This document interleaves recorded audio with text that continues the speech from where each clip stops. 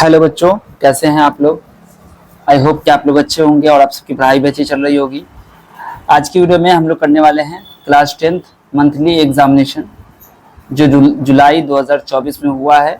ठीक है, मासिक परीक्षा मैथ्स के पेपर का आज हम लोग करने वाले हैं सेक्शन बी के क्वेश्चन नंबर 6 से आगे, क्योंकि 1 से लेकर 5 तक मैंने आप लोग को समझा दिया है पिछली वीडियो में और मैं उम्मीद करता हूं कि आप लोगों ने देख लिया होगा। अगर आपने नहीं देखा है तो आप प्लेलिस्ट में जाइए, वहां पर आपको वीडियो मिल जाएगी, आप चेक कर सकते हैं। ठीक है, तो क्वेश्चन नंबर छठा क्या कहता है कि SAS समरूपता प्रमेय के कथन को लिखें।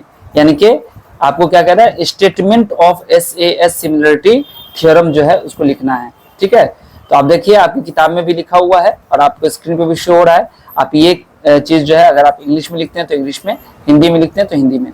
ठीक है, आपके बुक में पेज नंबर 148 में भी लिखा हुआ है, आप उसको लिख सकते हैं। इसके बाद आपका जो क्वेश्चन है 7th, त्रिभुज ABC में PQ क्या है, पैरेलल है BC के, खींचा गया है, जो AB और AC को क्रमशः D और E बिंदु पर काटता है। तो थेल्स प्रमेय के अनुसार परिणाम को लिखें। ठीक है, तो क्या हो जाएगा, देखिए यहां पर आपके पास जो त्रिभुज दिया गया है वो क्या है, ABC है। ठीक है, ABC है और PQ पैरेलल BC खींचा, कोई PQ है। ठीक है, इसको हमने क्या किया, खींचा है, पैरेलल खींचा है, किसके, BC के। और जो AB और AC को क्रमशः D और E बिंदु पर काटता है, जो AB को D बिंदु पर, यानी कि यहां पर D हो जाएगा, और AC को E बिंदु पर काट रहा है। ठीक है, तो ये जो आपका हुआ, ये AB और AC, यहां पर पॉइंट जो हो गया वो हो गया D और यहां पर जो गया वो हो गया E। तो कह रहा है थेल्स प्रमेय के अनुसार परिणाम को लिखें। देखो आप अपनी बुक में देखोगे प्रमेय 6.1, ये क्या है, थेल्स प्रमेय है, यानी कि जिसको हम लोग हिंदी में बोलते हैं आधारभूत समानुपातिकता प्रमेय, बेसिक प्रोपोर्शनलिटी थ्योरम, जो कि आपके सामने दिया हुआ है प्रमेय 6.1। तो 6.1 में क्या है, यदि किसी त्रिभुज की एक भुजा के समांतर अन्य दो भुजाओं को भिन्न भिन्न बिंदुओं पर प्रतिच्छेद करने के लिए एक रेखा खींची जाए, तो ये अन्य दो भुजाएं एक ही अनुपात में विभाजित हो जाती है। यानी कि जो इसका अनुपात है ना, वो क्या होगा, सेम होगा, यानी कि AD बाई DB, ठीक है, बराबर क्या हो जाएगा, AE बाई EC हो जाएगा। ठीक है, ये हो गई थेल्स प्रमेय के हिसाब से। यानी कि जो क्वेश्चन आपको कहा जा रहा था, आपसे कि थेल्स प्रमेय के अनुसार परिणाम को लिखें, तो परिणाम हमारा क्या हो जाएगा, AD बाई DB AE बराबर AE बाई EC, यहाँ पर लिख लीजिएगा थेल्स प्रमेय के अनुसार। ठीक है, तो आई होप कि आपको 7वां क्वेश्चन समझ में आ गया होगा। इसके बाद जो आपका क्वेश्चन है, इसमें कहता है यदि वृत्त की परिधि की लंबाई 88 सेंटीमीटर हो तो इसका क्षेत्रफल ज्ञात करें। यानी कि परिधि की लंबाई दिया हुआ है, परिधि मतलब सरकमफ्रेंस दिया हुआ है। तो सरकमफ्रेंस कितना दिया हुआ है, परिधि कितना दिया हुआ है, परिधि दिया हुआ है 88 सेंटीमीटर। परिधि जो होता है उसका फॉर्मूला क्या होता है, परिधि का मतलब होता है 2 पाई r। ठीक है, 2 पाई r।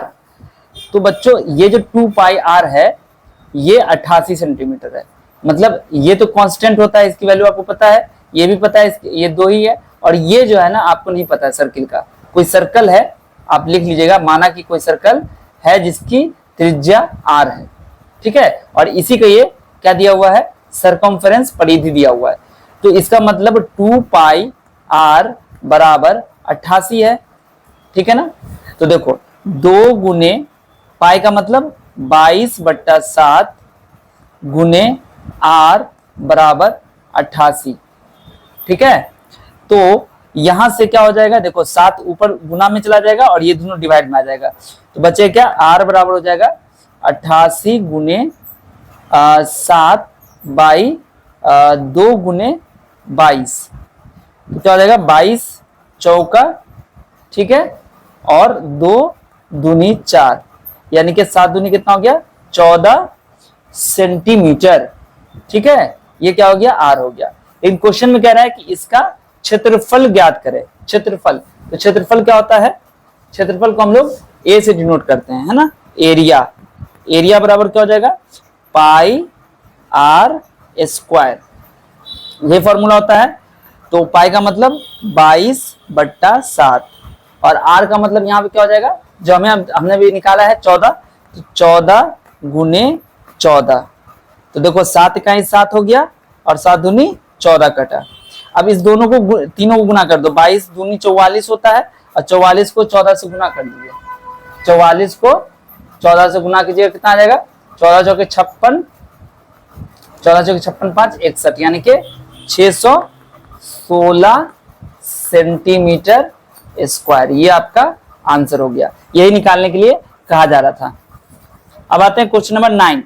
निम्न वर्ग अंतराल के लिए संचयी बारंबारता सारणी बनाएं, यानी कि कम्युलेटिव फ्रीक्वेंसी टेबल आपको बनाना है। यहाँ पर आपको क्लास इंटरवल और आपको फ्रीक्वेंसी डिस्ट्रीब्यूट, यानी कि फ्रीक्वेंसी, यहाँ पर आपको क्लास इंटरवल और बारंबारता यानी कि फ्रीक्वेंसी दे दिया है, और आपको कह रहा है कि संचयी बारंबारता सारणी यानी कि कम्युलेटिव फ्रीक्वेंसी टेबल बनाना है। ठीक है, तो कैसे बनाएंगे देखिए।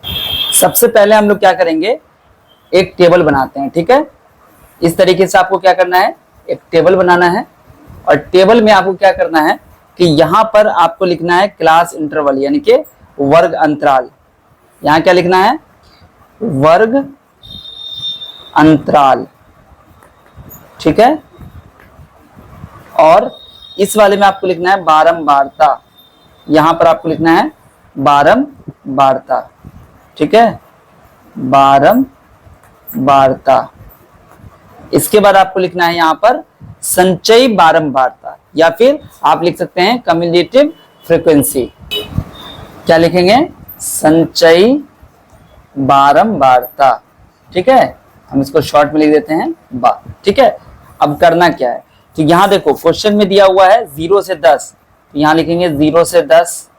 उसका लिखा हुआ है 10 से 20, उसके बाद लिखा हुआ है 20 से 30, उसके बाद लिखा हुआ है 30 से 40, उसका लिखा हुआ है 40 से 50 और लिखा हुआ है 50 से 60।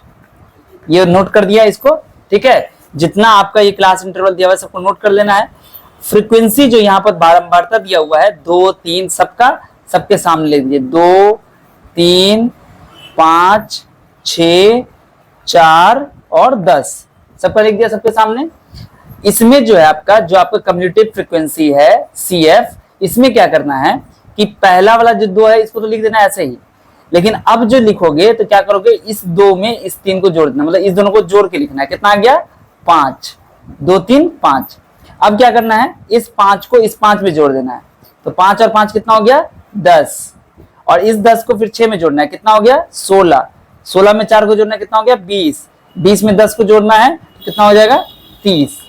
ठीक है, तो यही आपका फ्रीक्वेंसी डिस्ट्रीब्यूशन टेबल जो था, इसको हमने बना दिया कम्युलेटिव फ्रीक्वेंसी डिस्ट्रीब्यूशन टेबल, यानी कि संचयी बारंबारता सारणी बन गया। ठीक है, तो इसी तरीके से आपको बनाना है। कभी भी अगर आपको ये मीडियन निकालने के लिए हम लोग बनाते हैं, लेकिन क्वेश्चन चूंकि शॉर्ट आंसर है इसलिए आपको सिर्फ कहा है कि कम्युलेटिव फ्रीक्वेंसी टेबल बनाने के लिए, यानी कि संचयी बारंबारता डिस्ट्रीब्यूशन टेबल बनाने के लिए।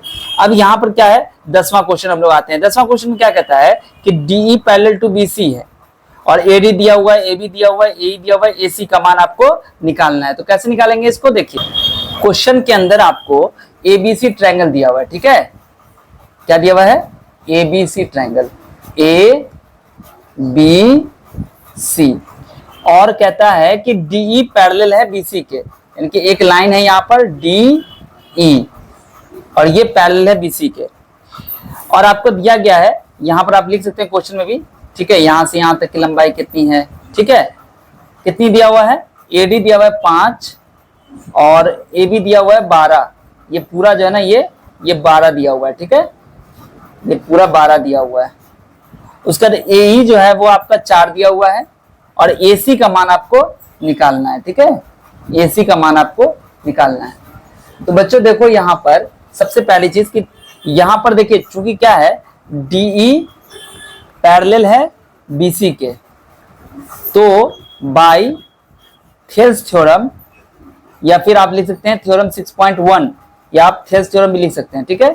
थेल्स थ्योरम क्या हो जाएगा, थेल्स पर में लिखिएगा, क्या हो जाएगा, AD बाई AB बराबर AE बाई AC, ठीक है। देखिए ये भी होता है, ठीक है ना। आपने सिर्फ ये पढ़ा है अगर कि AD बटा DB बराबर AE बटा AC, वो तो होता ही है, साथ साथ ये भी हो सकता है कि AD और AB का रेशियो AE और AC का रेशियो भी बराबर होगा। तो देखो AD कितना है, 5 है, तो लिखेंगे 5 बटा AB कितना है, AB कितना है आपका 12 बराबर AE कितना है 4 बटा, और EC नहीं पता है तो ये x मान लेते हैं, ठीक है, यहाँ पर x लिख देंगे। क्या हो जाएगा, 5 और x गुना हो जाएगा, तो क्या बनेगा 5 इंटू x, और 12 और 4 भी गुना हो जाएगा, 12 गुने 4, तो x की वैल्यू क्या हो जाएगी 12 चौका 48 लिख दीजिए, 48 बटा 5। तो इसको पॉइंट में चेंज करेंगे कितना हो जाएगा, तो इसको जब पॉइंट में चेंज करेंगे तो ये होगा 5 9 45, यानी कि 9.6 हो जाएगा। तो AE की जो AC की लंबाई है वो कितनी आ गई 9.6, तो यहाँ पे लिख देंगे AC बराबर 9.6, ठीक है। ये आपका आंसर होगा, यहाँ पे सेंटीमीटर लगा दीजिएगा, ठीक है, सेंटीमीटर। तो बच्चों यहाँ पर जो 6 से लेकर 10 तक था वो भी मैंने समझा दिया है। आई होप कि आपको समझ में आ, अगर आपको कोई डाउट रह गया इसमें तो आप मुझे कमेंट में बताइएगा, ठीक है।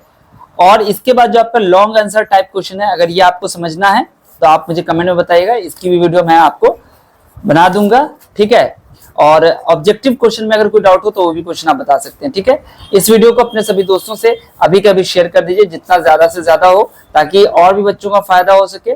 मैंने कोशिश की कि जो कमजोर बच्चे हैं उनको भी समझ में अच्छे से आ जाए, ठीक है। वीडियो को लाइक अगर नहीं किया तो लाइक कर दीजिएगा, और चैनल को सब्सक्राइब कर लियो तो बहुत अच्छी बात है, नहीं की तो जल्दी से सब्सक्राइब भी कर लीजिए। मिलता हूं फिर आपसे अगली वीडियो में, तब तक आप सब अपना ध्यान रखिए।